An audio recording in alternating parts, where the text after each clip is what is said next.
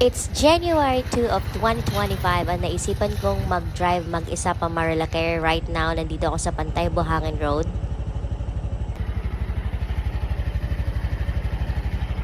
So, nandito ako ngayon sa Devil's Corner at first time kong magbiyahe ng Marilake na ako lang mag-isa. Ayan, may kasabay akong tumambay. But, yeah, saglit lang ako kasi medyo creepy tong lugar na to. So, yeah. Shit! She is gone. So, I'm all alone.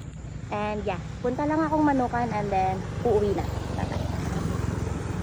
Nakarating ako ng Manukan. May mga tumatambay pa rin. Very cute. And yeah, I'm just all alone by myself. Nakakatuwa. I made it. Ako lang mag-isa. Via Pantay Buhangin Road. Charity yun. Nag-quickie lang talaga ako. Then, uuwi na ako kasi may pasok pa ako ng 10 p.m.